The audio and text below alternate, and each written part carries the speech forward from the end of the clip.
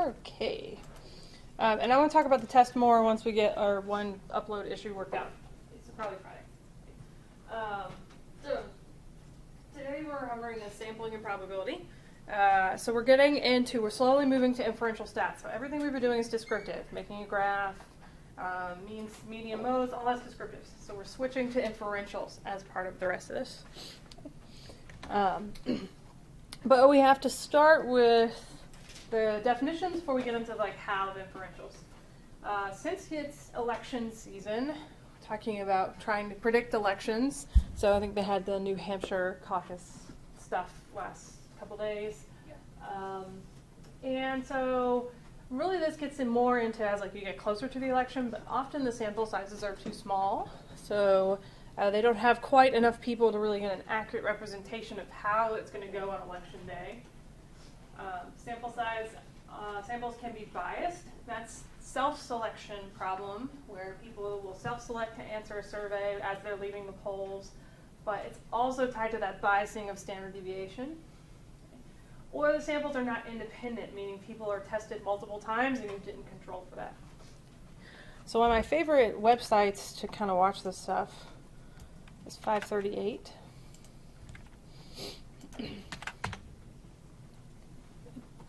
So 538 was started by Nate Silver, who used to do all sorts of ESPN stuff. He still does. And he got kind of infamous when he was predicting one of the last elections and only missed it like by 1% point of one county or something crazy. Like he's really good at this. Most of the stuff on 538 now is by like different bloggers that he's hired. But his thing is he's really good at predicting. So he's got the prediction here for South Carolina. That's the one coming up of who's going to win. So the probability of them winning. Plus the little graphic faces are too cute. Right? So he's predicting Trump to win and Clinton to win. Right? All right. So if you like politics and or sports, 538 is a great website for you. So a lot of it is just predicting. So he really was into sabermetrics, which is the baseball stats predictions. And so I like it because I like predictions, I like statistics, and I like sports. So why wouldn't I like the website, right? But, and so the issue really gets into dealing with sampling. So almost never can we take the entire population because it's just not accessible to us. And so there are some issues with sampling that we kind of have to deal with. And so this slide's called decision making because it's like, how do I sample? And then how do I deal with the fact that I did sample? So we're going to talk about the risks first. Now these are from your book. I don't necessarily agree with all of them, but the biggest problem, so the biggest star for the first one, is that it might not represent the population at large. And that probably is true of a lot of psych studies, since intro to psychology is where we get a lot of our participants. So the joke is that psych is the study of college freshmen, which is a fair criticism. But we're slowly finding ways to sample people better. So I'm going to show you an example of a better type of sample here in a second. But they might not represent the larger population. We have this issue when we study anything, really, but especially clinical type issues, depression, anxiety, because there are some reports that college students show more than the normal population because of the pressures of school, and there's some reports that show that it show less than the population. So how do I know if I've got the right type of group to study that type of diagnosis? And they might not represent the population, and we might not know that they don't represent the population. So it could be easily misled by a sample, and we just don't know. Okay. Which then leads us to reaching inaccurate conclusions, because we have the wrong type of sample, and then making a decision to study something more because of that information. So really the whole issue is this: it might not represent, and I might not know that, which then leads me to the bottom two. Finding the right type of sample is really important. The good thing about samples, before I give you an example, and a way to make money, didn't know you were going to learn about making money in finance stats. The sample might represent the large population. I would say that for risks, it's a bigger risk than it is a reward. Okay. But if I sample lots of times, I can increase my confidence in my findings if I repeat it. So it's kind of a caveat on point 2, bless you. 3 is the biggest one. So we can reach accurate conclusions, give or take, we do everything right, at a low cost. So sampling is very low cost than taking everybody. And the 4 makes me laugh because please, right? So we can remain open-minded because we know samples can mislead us. And I think that's something you just as a researcher, you're just well, this is a sample, but I'm still going to tell you this is what happened. I like how cheery, happy it is, but in real science, I don't know. But if we sample a bunch of times and our results repeat, we can make decisions based on that evidence. So if we have a study that consistently shows the same effect over and over again, it's probably pretty likely. And then we could take that and apply it to other research.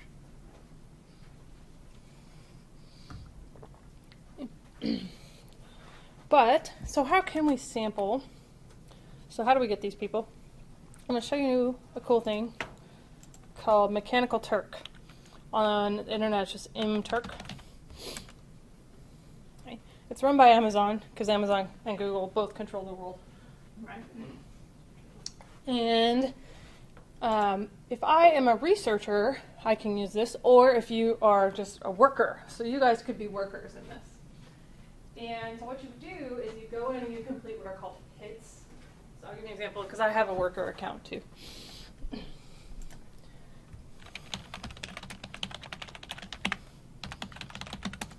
I hit all the right keys? Yeah. Okay. So you log in, and hits are called human intelligence tasks. Those things to do. And what you do is that you can take hits.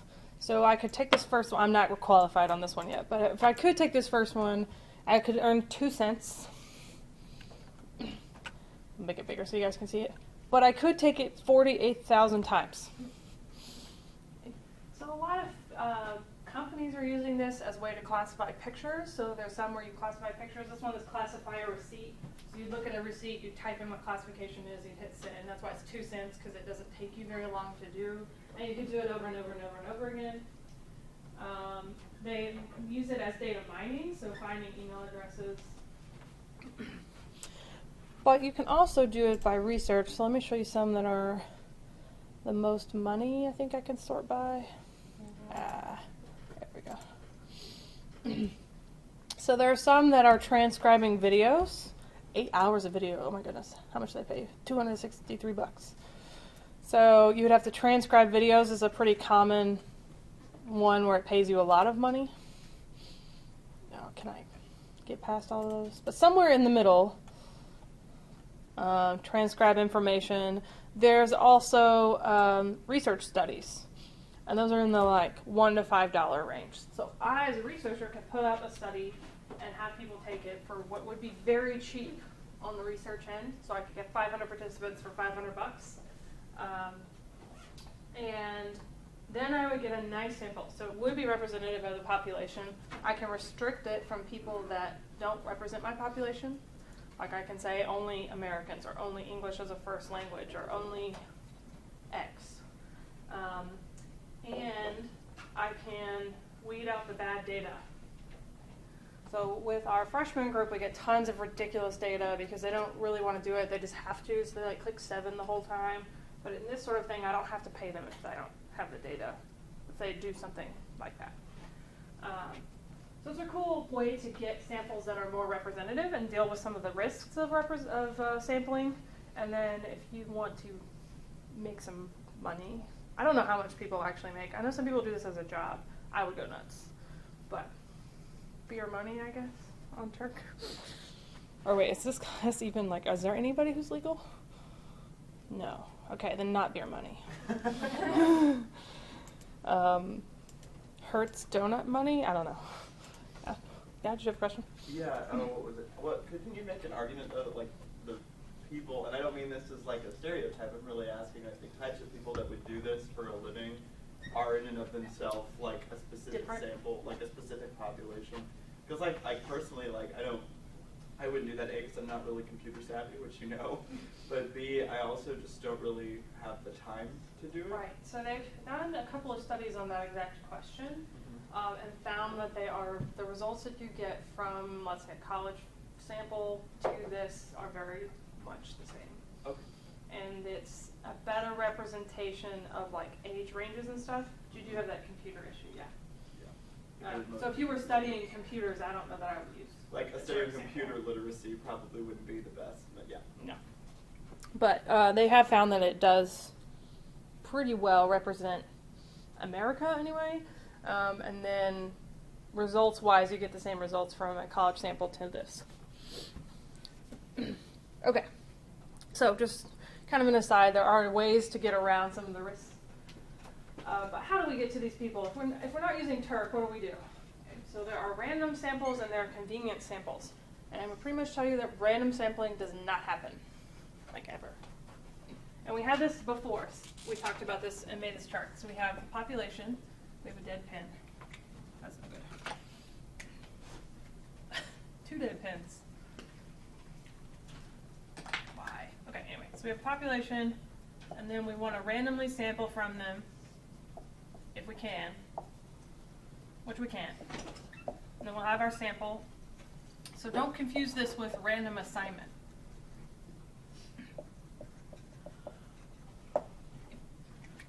Sorry, these markers. What is this though?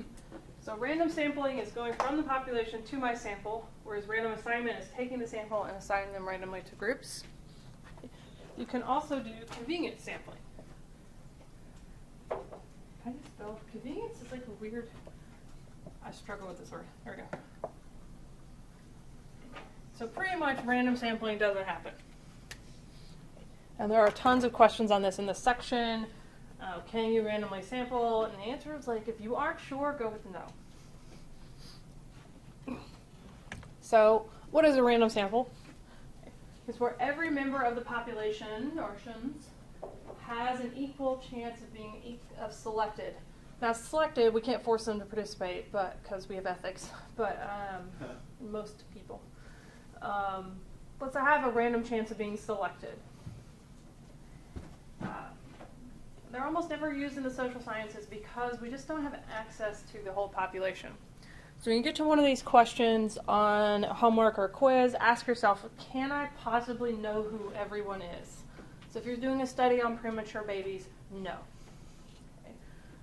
Because that's, I mean, like they might have it in a hospital record, but would you be able to get access to that? If you're doing people, for me, people who speak English as a first language, no way. Right? I don't have a list somewhere. But another example of a study that we've done, if I want to study Congress speeches, I do have access to the entire population. So in general, the answer is no, I can't randomly sample. Because I just don't know who everyone is in my population. Sometimes you can. Okay. And then I wrote ethics and stuff on the bottom because sometimes it's not ethical to get the entire sample. Okay. Alright. So instead we're going to do convenience sampling. So convenience sampling is one that uses people who are convenient. That's the name. So these are nicely named. By the time we get to the end of the chapter, you'll wish everything had nice names. Most people use the intro to psych participant pool. That's very common to make intro students participate in research as part of their requirements. So we do that. We have the requirement is 6 half-hour credits. So 3 hours of outside research if you didn't take intro here. They can do 4 of them online and 2 of them they have to come into the lab. So why would I ever do this instead of random sampling? Because random sampling is like the gold standard of great things. That's because it's freaking convenient. It's in the name. Because I don't have access to the whole population, this is very convenient They're a captive audience. They're required to do research studies. And that's what we use SONA for. So it's not a random sample at all. And people don't also self-select to be in your study, which is why people try to make them sound interesting on SONA. This will be fun. And then you get there, and it's not, right? Yeah. What about a mixed sample? Like my study last year where like the class was required to take it, but then I also posted a link on Right. Facebook. I still think that's probably convenient. Convenient because you have the class, and then convenient because of the group that you posted it in, so it'd still be convenient. Yeah. So I remember I posted it there because it was like a group of people who were from all over the United States and some from overseas. Right, but they're still convenient. True, because of that. Yeah. And then they can self-select to be in the study. So self-selection, bias, and convenient sampling are kind of different things. But the way that you got to the sample was convenient. Yeah, because that's one of my biggest questions for that study is because I feel like that group would be mostly liberal people who would even choose to do the study. So I was kind of like, well. Yeah, and that's where, when you get back to the risks, you just have to be careful to qualify, this is where we got this group, so this is accurate for this group. All right, where we at? So we would use it because it's convenient. So the limitation, which kind of like a nice segue into that, is generalizability. Right? So I can only apply my convenience sample to someone who's similar. Right? So of our studies on college freshmen and depression and anxiety stuff that I help with, that's really only accurate for the same types of college freshmen.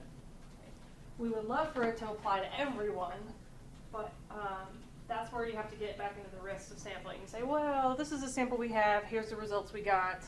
It probably applies to these similar types of samples. Sometimes that's called external validity. So they'll use both things interchangeably because that's not confusing. But they're basically the same idea. You want things to apply outside of the one sample that you did. And so what we would do is replicate. So we would want to repeat the study, or other people would repeat the study, and see if it applies to other samples. And the cool thing about the research lab that I work with outside the University of Mississippi, they study disaster health and meaning in life logotherapy kinds of, it sounds very hippie until you get into it, but is that they have access to lots of different types of samples because they have a grant with the state of Mississippi. And so we've been able to show that our findings apply to these different types of samples. And then because we published the scale, we got to work with some people in Switzerland on people with spinal cord injuries. And I was like, this is so cool. And they were like, ooh, you were so good at stats. And I'm like, you don't even know me. This is so cool. But the ability to take that context and apply it to other people. Right? So they were trying to improve life outcomes for people with major spinal cord injuries. Yeah. How do outliers play into replication? Because I remember that, like, You gotta ask the hard questions. but like that study of the other lab where like his correlation was based on like 3 outliers on the handedness study. That other guy. Oh, right. Yeah. Yeah. But like, how would replication affect that? Like, what if you keep getting the same outliers? Like, Then they're probably not really outliers. okay. If I get the same pattern where we have this big gap and there's these, here's everybody and then here's a couple people, I think then that implies that those people are really part of your population. They're just like And then, inexperienced. Yeah, they're just way outside the normal range. So they're experts maybe. You can talk about typing, or they're just on the very end of the tail. So sometimes people talk about skewed distributions. Right? We talked about skew, right? It leans one way or the other, as either an outlier problem or true skew. Some things have true skew, where there are really people out here and they're really part of your population. They're just kind of far out there. So is that where replication would help you? Because with some, like, let's say I replicate a test 8 times and 6 out of the 8, those outliers don't appear. Could I justifiably eliminate the outliers? Yeah, you could say this. They just aren't. This isn't repeating with these people. It's not representative of the population. They're not likely part of who we're trying to study. But if like 7 out of the 8 times the same outliers appear, it means it's probably a true skew. Right. Yeah, that makes sense. We tend to get rid of outliers either way. Because they're annoying. Yeah, guilty. But yes. And so this version of the book talks about this replication crisis, because I can't say replicability or whatever that word is up there. And so this is a couple of years old now, but there was this big crisis in psychology of like, do things replicate? Nothing replicates. The world is ending. And I will show you the main article on that with a caveat.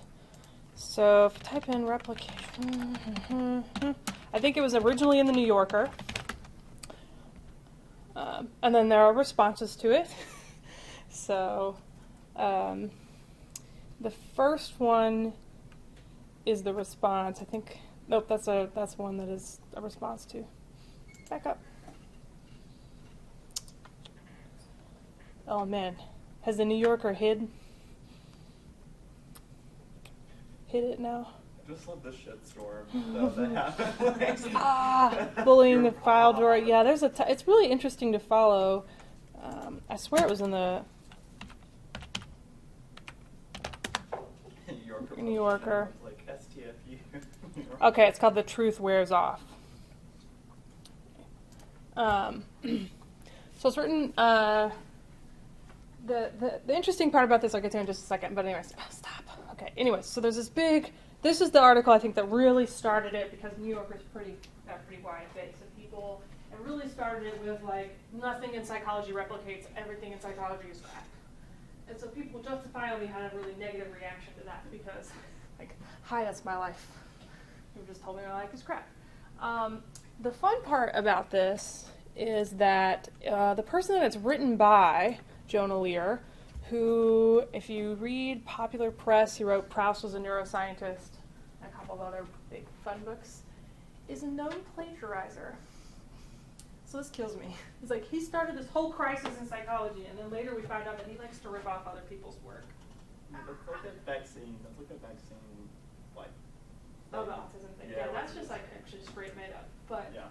People keep paying him to write novels where he rips off other people's work, and so it kills me.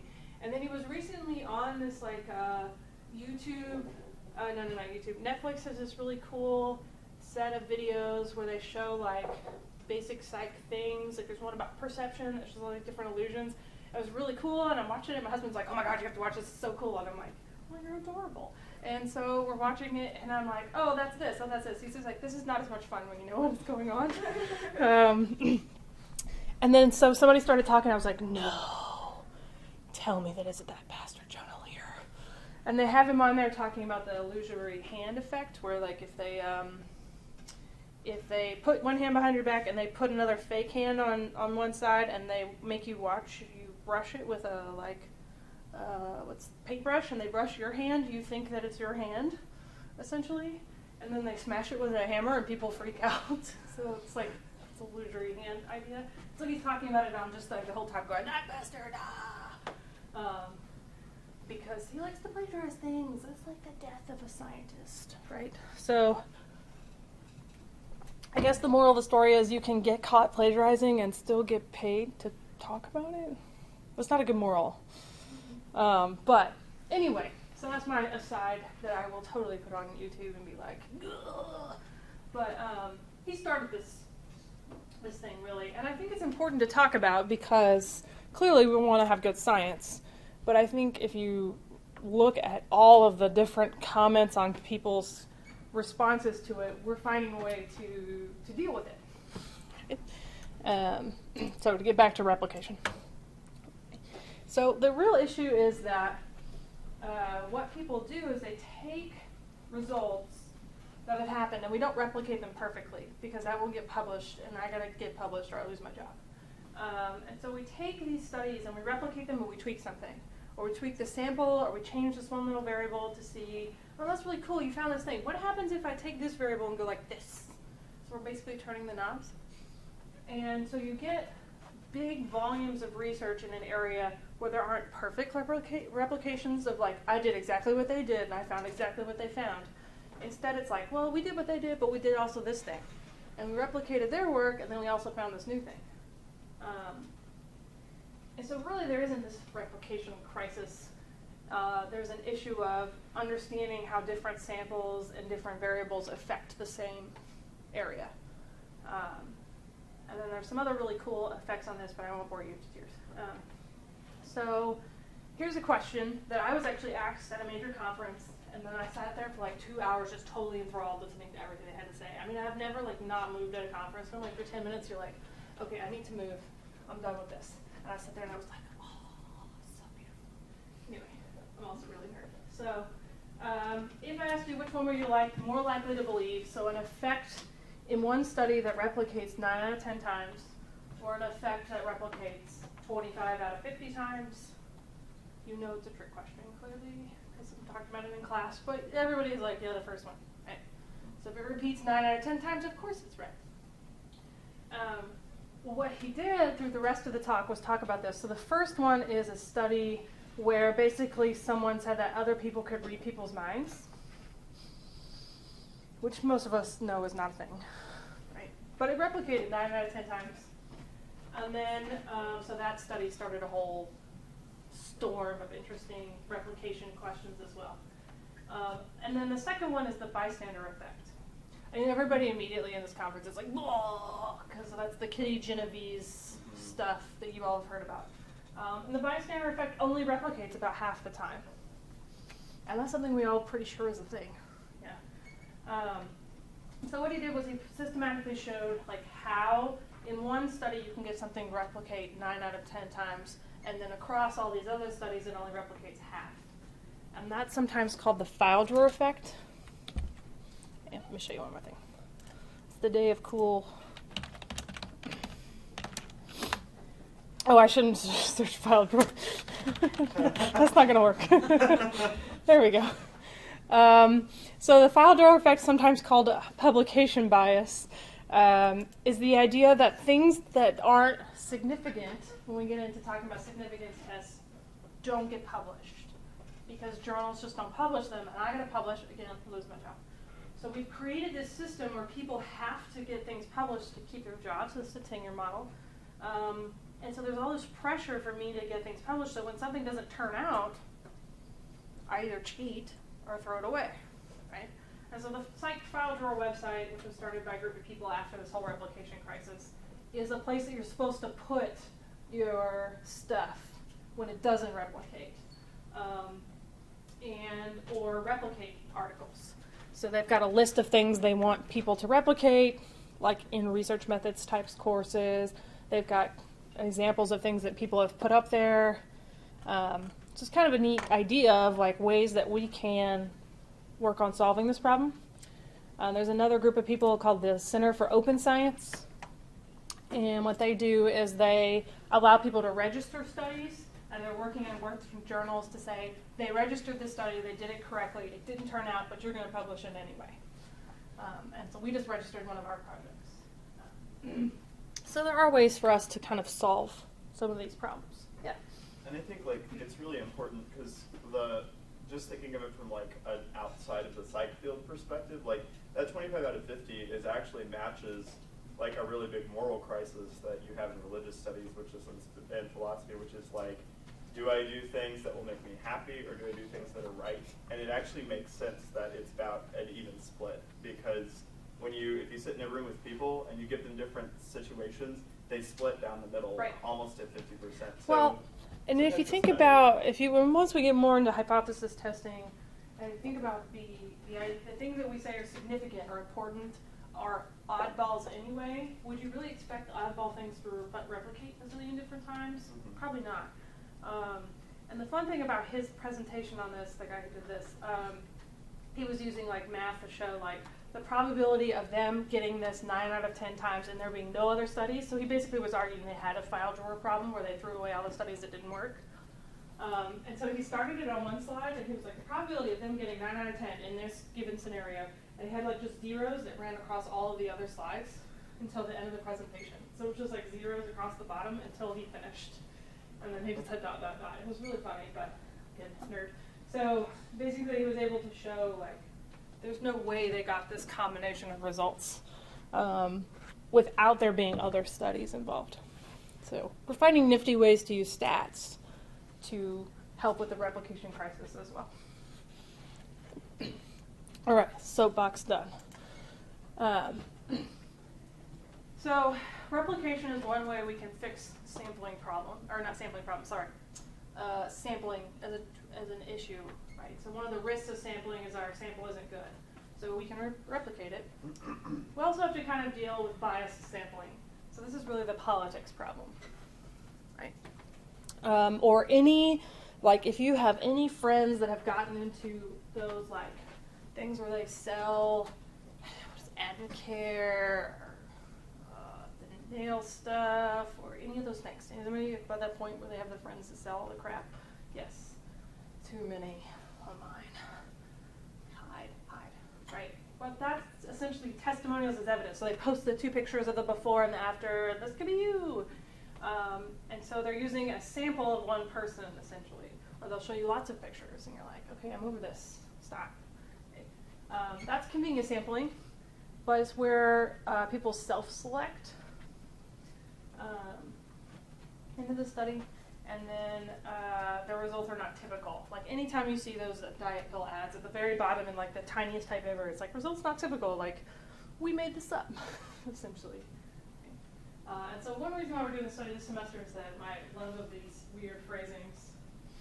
This one weird old tip that's a really popular one for those diet ads. I'm like, stop, right? One, that doesn't mean weird. Weird does not mean that. So we have to be careful when we're looking at testimonials, because it's a biased sample. Okay. All right. So to end this little section, so can I use random? Oh, is that random sampling or random assignment? Let's do both. Okay. So if I have this health psychologist who's looking at post-op recovery time, and I'm looking at people who got counseling and who didn't. Can I randomly sample? No. Right. I could, in theory, take everyone who had this surgery at the hospital, but there's clearly other people at other hospitals. Right. But if we limit it to just this hospital, I guess I can randomly sample. But can I randomly assign? Yes. So I could randomly say, yes, you get counseling, or no, you don't. So I can't really randomly sample because I don't have everybody who's ever had the surgery, but I could randomly assign you to get counseling or not, with your consent. And then a clinical psychologist, we're seeing if people diagnosed with personality disorder are more likely to miss therapy appointments than people without. Okay. I can't randomly sample that.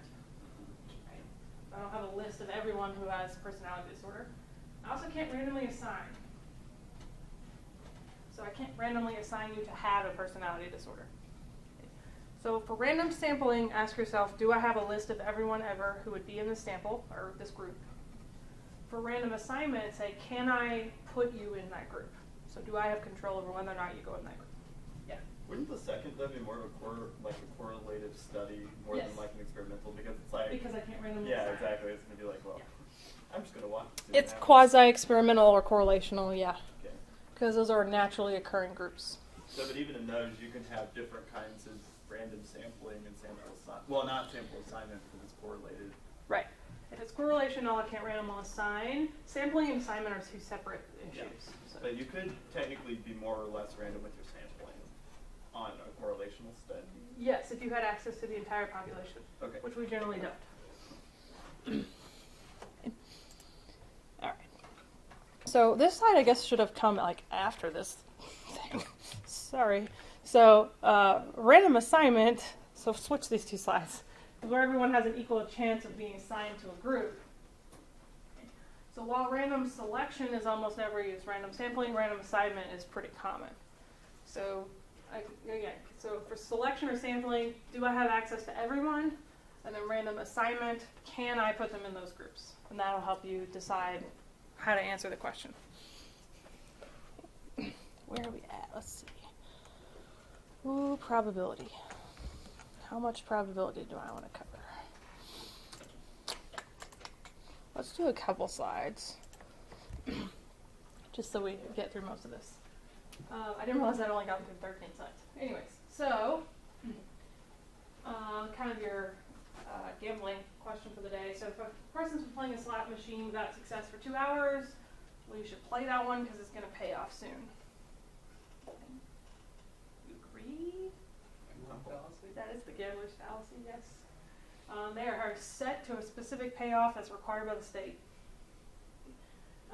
My next door neighbor has 3 boys, and so this one has to be a girl. It's also the gambler's fallacy. So, probability, a lot of times people think of probability as a cumulative thing. So, if something hasn't happened in a while, clearly it must happen now. And that's not the way that most scientists think about probability, as we think about them as independent events. So I have to take each pull of a slot machine or each baby as an independent event. So ignoring the fact that these other events have happened. And so that idea of things happening, so it must happen, like we're sort of due for one, is the gambler's fallacy. So one issue with probability is confirmation bias, and this is just like an issue of life, I think. Even with current politics going on. So it's only looking at evidence that confirms your beliefs. Okay. So this is a big social psych issue. So ignoring disconfirming evidence, obviously that's even going on at campus, and whichever group and form you want to think about it. So thinking about, only thinking about things that confirm your beliefs, and so ignore things that disconfirm. And in science, that can be a really bad problem. Right? So we want to make sure that we're trying not to do that. Or the interpretation of your results, too. That's really hard not to do. And so I have a really good example for this, actually. So, I can't draw. Anyways, so I have one of the students who's working on her thesis who's studying body checking. So women who check, they weigh themselves, look at themselves in the mirror, they compare themselves to others, so things that you do throughout your day that's totally normal, but at abnormal levels. So body checking is highly correlated with lots of problems. And so we were looking at her results, and they're clearly going down across time, which is what we want, because they're doing an intervention, they're trying to get you to decrease. But within each day, the checking was going up. So you get this flame effect of where they're increasing across the day, but over the time period she studied them, they decrease. And that was maddening. Why? Why is this happening? So we could just ignore that fact and just look at, okay, across the day this is going down, our study worked. But really having to stop and think about, why were we getting this, scalloped pattern? And it was something we had never seen before, because I've done a couple of studies with this group. And it was you guys are I'm just the stats person, and I'm telling you it's going up during the day. Don't know why. Because they're asleep still until this time point? I don't know. Which leads nicely into this problem, illusory correlations. So believing an association between things exists when it doesn't. Okay, do I have the website linked on here? Today's the day of websites. But that's one problem people have with stereotypes, is believing there's that correlation there when it doesn't exist. Ooh, what did I click on? So there's this really cool Tumblr. I don't know what to search here. That has, spurious correlations of different things that correlate very highly. And then, I think this is the guy who started it, but there's also a separate Tumblr thing that does this, that shows you how things are correlated. So our spending on science, space, and technology also correlates really well with people killing themselves. Right? Number of people who drown by falling in a pool, Nick Cage films. So cheese, dying entangled in bed sheets. They do the most random things, but this is the idea of a spurious correlation or illusory correlation. So thinking things that are correlated when they're really not. These are silly, but there are lots of things that we think are correlated when really it's some other third variable that's the problem. So shark attacks and ice cream sales are highly correlated because of heat. Right? So we have to always think about when we're sampling and we're looking at probability, is there something else involved? Okay. And then I will be done.